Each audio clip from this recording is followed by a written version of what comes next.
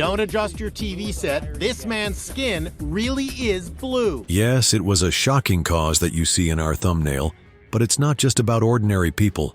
Some of history's most powerful rulers suffered because of it.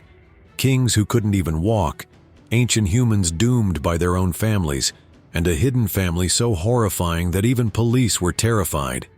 Inbreeding wasn't just a mistake. It shaped entire dynasties, led to shocking deformities, and even wiped out bloodlines. How bad did it get? You're about to find out. Charles II of Spain. In Europe, royal families had a habit of marrying their own relatives to keep power within the family. The Habsburgs, one of the most powerful dynasties, took this to extreme levels. They ruled large parts of the Holy Roman Empire and Eastern Europe, and for over 200 years, they kept marrying their own bloodline. But this came at a terrible cost. To stop outsiders from taking control, Philip the Rene married Joanna of Castile in 1496, and their descendants kept up the tradition of inbreeding. The result?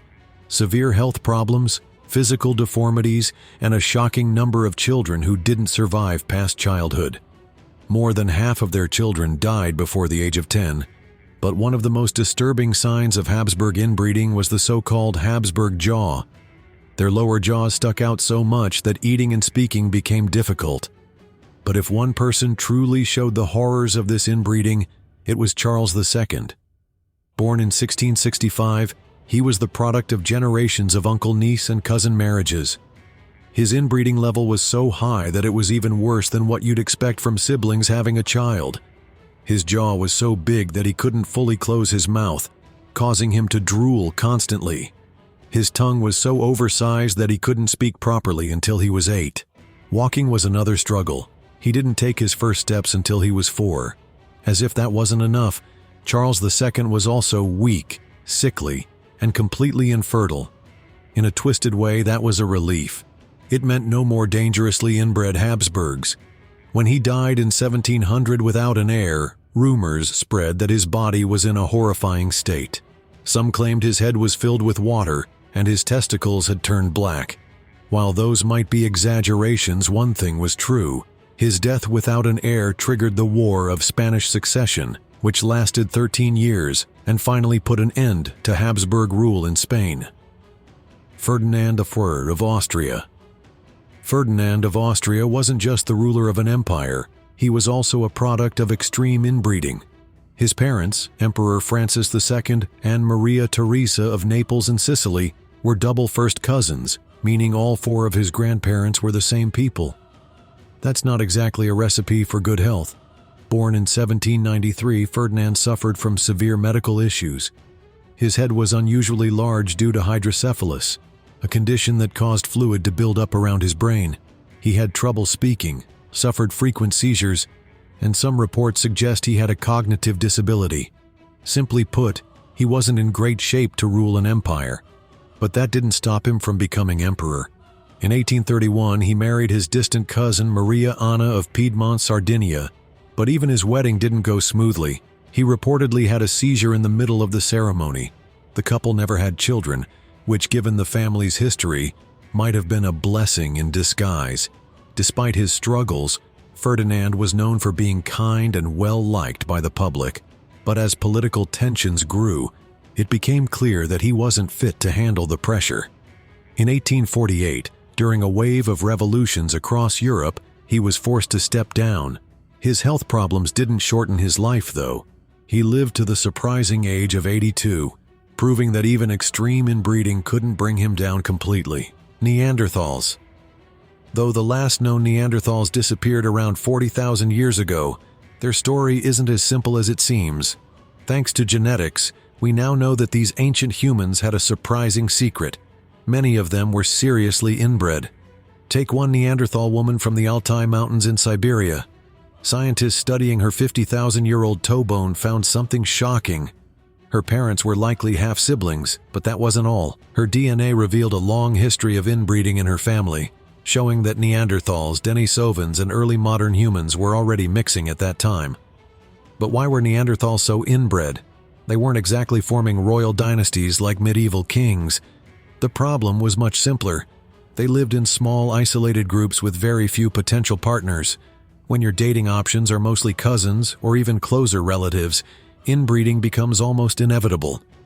A 2019 study suggests that this genetic bottleneck had serious consequences. With each generation, Neanderthals likely became less healthy, struggled to reproduce, and saw their numbers shrink.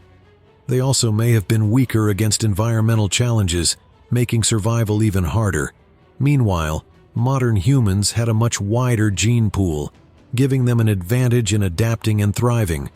Eventually, these stronger, more diverse human populations spread into Neanderthal territory, sealing their fate. In the end, Neanderthals may not have just vanished. They may have been slowly weakened by the very thing that kept them together: their own family ties. Tutankhamun. Though ancient Egyptian art was known for its beauty, it didn't exactly show the harsh realities of life. Take Pharaoh Tutankhamun, for example. His golden death mask is one of the most famous treasures in history, showing a strong and flawless young king. But beneath that mask was a boy who struggled with serious health problems, likely caused by generations of inbreeding. A 2010 study revealed that Tutankhamun, who died at just 19, had a broken leg and an active case of malaria, which may have played a role in his death.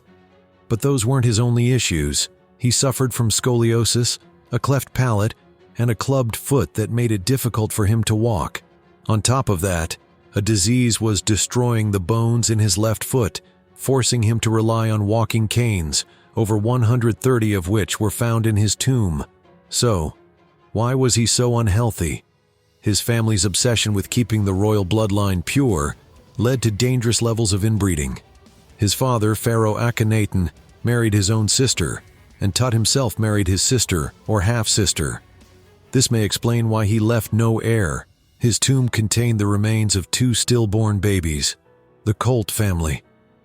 One of the most shocking cases of inbreeding ever recorded is the Colt family of Australia, a family so isolated that their existence remained a secret for generations. What authorities found in 2012 was beyond disturbing. Hidden deep in the remote hills of New South Wales, the Colts lived in complete isolation, cut off from the rest of the world. Their makeshift huts had no running water, no electricity, and barely any connection to modern society.